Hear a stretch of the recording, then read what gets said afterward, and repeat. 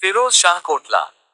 फिरोज शाह कोटला या कोटला किला गढ़ फिरोज शाह तुगलक द्वारा लगभग 1354 में फिरोजाबाद नामक दिल्ली शहर के अपने संस्करण को बसाने के लिए बनाया गया एक किला था। तीसरी शताब्दी ईसा पूर्व का एक प्राचीन पॉलिश बलुआ पत्थर का टुपारा अशोक स्तंभ महल से निकलता है, जो मौर्य सम्राट द्वारा छोड़े गए अशोक के कई स्तंभों में से एक है। इसे फिरोज शाह के आदेश के तहत हरियाणा में यमुनानगर जिले के पोंड घाटी में टोपारा कला से दिल्ली ले जाया गया था। दिल्ली सल्तनत के तुगलक ने इसे 1356 में अपने वर्तमान स्थान पर फिर से बनवाया था।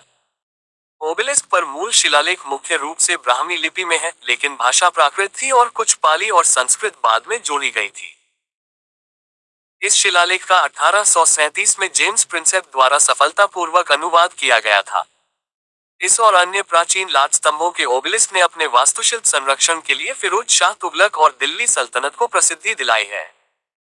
अशोक स्तंभ के अलावा किला परिसर में जामी मस्जिद, एक बावली और एक बड़ा उद्यान परिसर भी है। इतिहास। फिरोज शाह तुगलक र 1351-1388 दिल्ली के सुल्तान ने 1354 में दिल्ली सल्तनत की नई राजधानी के रूप में फिरोजाबाद के किलेबंद शहर की स्थापना की और इसमें वर्तमान फिरोज शाह कोटला का स्थान शामिल किया। कोटला का शाब्दिक अर्थ किला या गढ़ है।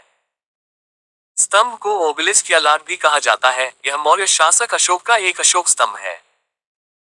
पॉलिश किए गए बलुआ पत्थर से बना और तीसरी शताब्दी ईसा पूर्व का 13.1 मीटर ऊंचा स्तंभ 14वीं शताब्दी में फिरोज शाह के आदेश के तहत अंबाला से लाया गया था।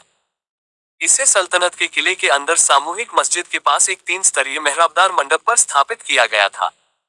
इसके बाद की सदियों में इसके आसपास की अधिकांश संरचनाएं और इमारतें नष्ट हो गईं, क्योंकि बाद के शासकों ने उन्हें नष्ट कर दिया और स्पोलिया का निर्माण सामग्री के रूप में पुनः उपयोग किया।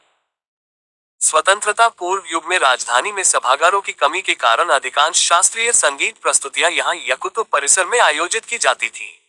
बाद में एनएसडी के तत्कालीन प्रमुख इब्राहिम अलकाजी ने यहां धर्मवीर भारती के अंधा युग के अपने ऐतिहासिक निर्माण का मंचन किया और 1964 में इसके प्रीमियर में प्रधानमंत्री जवाहरलाल नेहरू ने भाग लिया।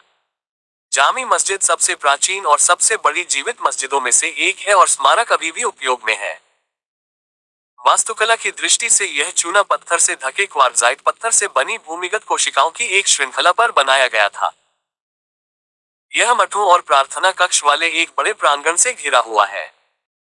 प्रार्थना कक्ष, जो अब पूरी तरह से खंडहर हो चुका है, कभी शाही महिलाओं द्वारा उपयोग किया जाता था। मस्जिद और इसकी वास्तुकला तुगलक वास्तुकला का एक उदाहरण है। जामी मस्जिद का प्रवेश द्वार उत्तरी दिशा में है। यह अशोक स्तंभ की पिरामिडनुमा संरचना से एक मार्ग द्वारा जुड़ा हुआ है। इस मस्जिद में 1398 में तैमूर अपनी नमाज पढ़ने के लिए आया था।